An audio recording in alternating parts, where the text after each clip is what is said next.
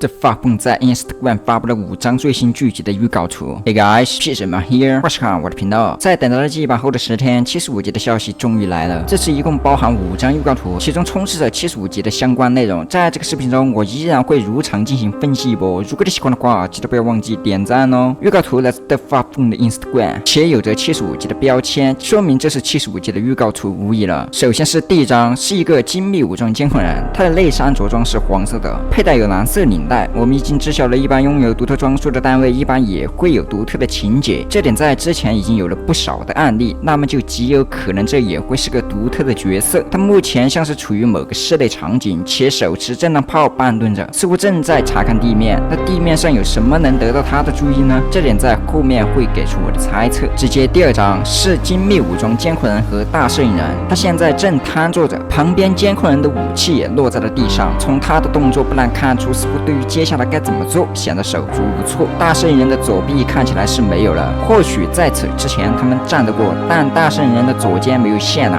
且这个位置看起来过于平整，也不排除是暂时得到了救助的单位。这个画风看起来还没有经过特效渲染，所以没有残选特效也不好判断。不过值得注意的是，这个地板看起来不像是基地，或许是其他的探索据点里面。更多的细节以及总体的剧情走向，我会将预告图看完再做解析。第3张也是一个精密武装监控人，除了本身该有的标配外，他拥有一顶帽子，且手中叼着雪茄。相信经常在前线战斗的人都知道，这个人无论是装束还是行为动作，都与20世纪中的这位监控人简直一模一样。不过他们的内衫颜色有着不同，或许从某个角度而言，他们存在一定关系，就类似以前的双子监控类似，但这仅为猜测。不过这个帽子是不是代表了什么，还暂时不明，或许代表着某种地位象征，亦或是他们的长官，但也不排除是刻意增加了有趣的点，就拿他拿着雪茄类似。虽然我们明确知道了他们是机器人，根本不具备使用等功能，但在此之前依然出现了不止一处这方面的刻画，比如吃薯片、喝可乐等类似吃瓜举动的情节，这都是一个有趣的点。对这点我的看法就是，这些有趣的人像极了屏幕前的我们，在等待良久之余即将战斗时，用这个来提前放松。由此不得不佩服The Fuck在刻画角色上的强大，已经不局限于剧集中的人物，更是变相做出了让我们产生共鸣的点，这无疑是疯狂的。不过我们还是先把注意力投向预告图。这名监控人现在似乎处于某个集装箱旁边，看起来一共有2个集装箱，且在这的不止他一个人。不知道这个集装箱是否与 G-Tot 有关，不过个人感觉应该不大。联盟刚刚才在前线吃了大亏，假设联盟这么快就与 G-Tot 开始接洽，时间上可能太快了些，所以这里可能他们是在找寻什么，或者说在边缘单纯的看，但这个仅为猜测。第4张是一个赤裸，他笑得十分的开心，看起来又是个新的款式，眼睛是红的，后脑勺有个圆盘，水箱有着装甲，但底座看不完全，飞碟或厕所都有可能。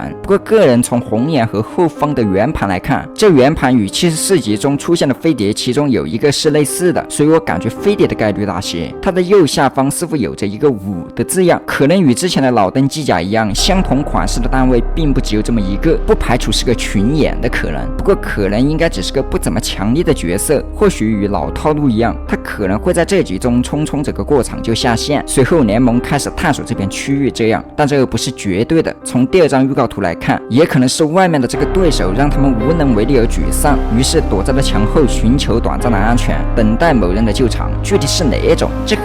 难猜测，后面还会列出更多的可能。最后一张图是一把意义不明的椅子，像是位于室外。对这把椅子，哪怕是我在写文案时也难以琢磨出其中代表的意思。先提出几个可能。可能1，这把椅子应该不是 The Fuck 随便截的图，肯定会带有其中的意思，或许是神秘人的座椅，它可能出现在了这个位置。随着秘密情节的透露，联盟可能掌握了某种信息，以此对于神秘人有了更多的了解，但这个说服性太低。粉袖哥是听命神秘人的，应该不太可能会透露相关信息，不然神秘人完全可以直接将其抹掉，但不排除他在本集出现的可能。可能2，一把座椅，或许代表着新的座位，可能是新的阵营，而这电脑椅不排除代表的硬件头是电脑的可能。电脑头在之前的剧中出现了太多次，引发了粉丝们的热议。我想或许这存在其中的可能，说服性是有的。假设是的话，可能会以此在飞碟出现时救场，从而化解掉一场危机。可能3，椅子的英语是 chair， 其中代表的意思不止椅子，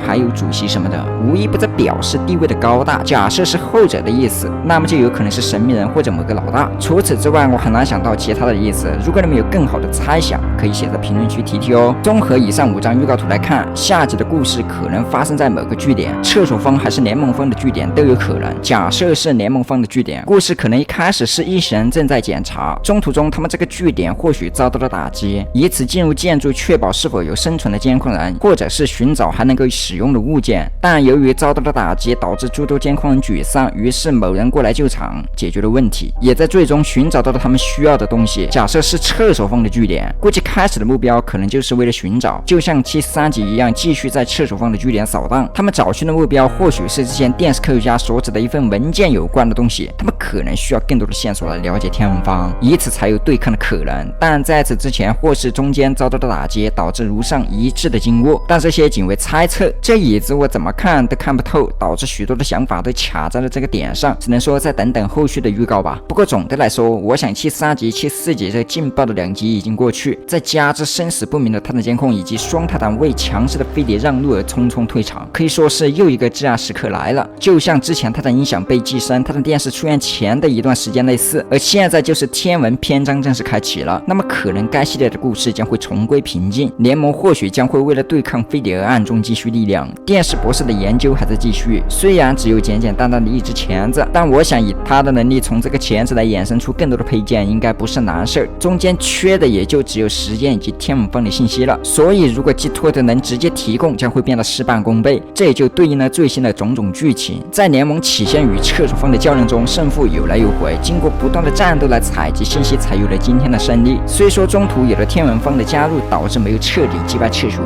但天平无疑是倾斜在了联盟。对于中途出现的天文方，其展现出碾压般的实力时，联盟手足无措，加之联盟泰坦的受损程度上完全不具备正面交战的条件，这时候就需要埋头打野发育了。我想这些内容就是25季，也就是75集到77集要讲的事情。除此之外就3泰坦了。据之前的问答，想必音响基地我们可能不久后就能见到，泰坦音响大概率会进行一轮升级了，可算轮到它了。而它的电视可能会与这个钳子有关，或是修复好自己的屏幕。它的监控就不好说了，它现在的去向不明，不过有着绿光的帮助，应该还有戏，可能会在下集或这季中带有补充。不管怎么来看，下集的视角明显不在大前线了。如果没有通过套牢视角得知它的监控去向的话，可能会留到更后面的情节，但这个仅为猜测。从这些预告图来看，画风质量不是很高，看样子还没进行最终渲染，说明距离最终的发布时间还有着一段距离。按照之前的规律来看，首先发布在 Instagram 意味着还需要一定的时间，当有预告图在 Shop 出现才是更新临近，所以我们还需要等待。不过对于这些预告图仅是个人观点，你也可以将你的想法写在评论区。好了，这便是本期的视频内容了。如果你喜欢的话，记得不要忘记点赞关注哦。我是皮斯曼，我们下个视频再见。